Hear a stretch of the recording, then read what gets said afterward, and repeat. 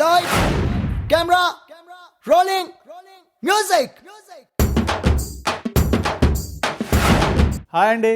Raj Kamal films international banner మీద కమల్ హాసన్, చారు హాసన్ నిర్మాతలుగా రాజేష్ ఎం సెల్వ దర్శకత్వంలో పద్మశ్రీ కమల్ హాసన్, త్రిష కాంబినేషన్లో ఈరోజు మన ముందుకు వచ్చిన చిత్రం చీకటి రాజ్యం. ఓ విభిన్న ప్రయత్నం. ఏ వాసు, టిఫిన్ రెడీ. ఇంకో 5 minutes లో. I hate this bullshit. నా జాబ్ అలాంటిదిరా. పడుకో. నేనేం అమ్మనా? ఓకే, పోలీసులకు చెప్పాలా? నిజమైన పోలీసులకి. One person was killed early today at dawn on Shamshabad flyover in a gunfight involving unidentified groups. Witnesses to the incident report that the assailants wore masks to hide their identity. Hello, నేనే పెద్ద problem, వెంటనే కలవాలి.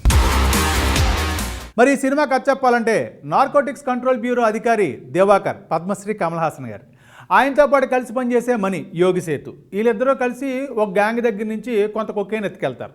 ఆ ఎత్తుకెళ్ళిన cocaine యజమాని విఠలరావు, ప్రకాష్ రాజ్, ఆయనేమో దివాకర్ కొడుకుని ఎత్తుకెళ్తాడు. నా సరుకు నాకు అప్పచెప్పి నీ కొడుకు నువ్వు తీసుకెళ్ళి అంటాడు. దాంతో కొడుకు కోసం దివాకర్ ఆ కొకేన్ తీసుకుని విఠలరావు నడిపే నైట్ క్లబ్కి వెళ్తాడు. అక్కడికి వెళ్ళిన తర్వాత తన కొడుకుని రక్షించుకునే ప్రయత్నంలో అక్కడ ఎదురైన వ్యక్తులు ఎవరు, అక్కడ జరిగిన సంఘటనలు ఏంటి, వాటి సమాహారంతో నడిపిన కథ ఇది.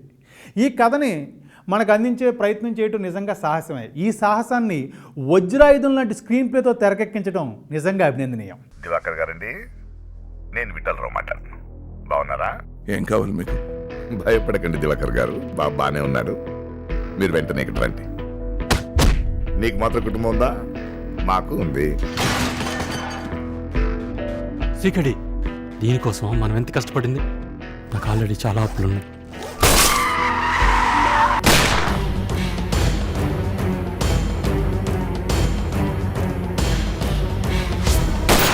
డ్యూటీ మీద ప్రాణం ఎక్కువైపోయి ఇంటర్వ్యూ చూడలేదంటగా. ప్లాన్ చేసింది నువ్వే, కానీ చేసింది స్పాట్లో అదెవడు.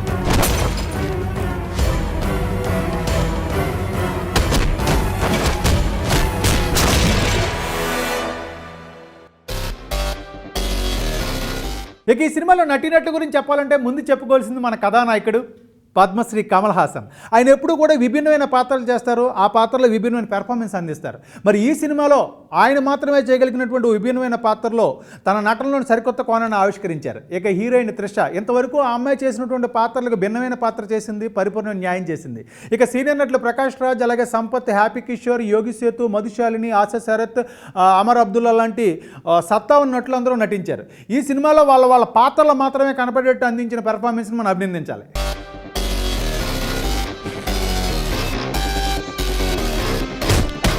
Money.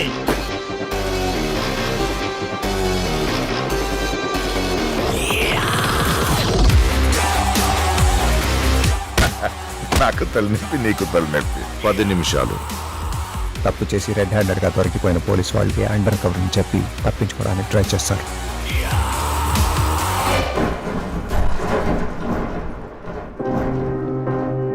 మళ్ళీ నీ మొహం చూపించుకో.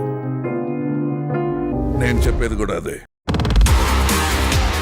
ఇక ఈ సినిమా సాంకేతిక నిపుణుల గురించి ప్రత్యేకంగా చెప్పాలి. అబ్బూరి రవి అందించిన మాటలు, కమల్ హాసన్ అందించిన స్క్రీన్ ప్లే, షాన్ మహమ్మద్ అందించిన ఎడిటింగ్, అలాగే సాను జాన్ వర్గీస్ అందించిన సినిమాటోగ్రఫీ, జీబ్రాన్ అందించిన మ్యూజిక్, వీళ్ళందరూ కూడా వాళ్ళ కష్టాన్ని ఎంతో ఇష్టంగా వెండితెర మీద ఆవిష్కరించారు. ఇక చారు హాసన్, కమల్ హాసన్ నిర్మాణ విలువలు అద్భుతంగా ఉన్నాయి.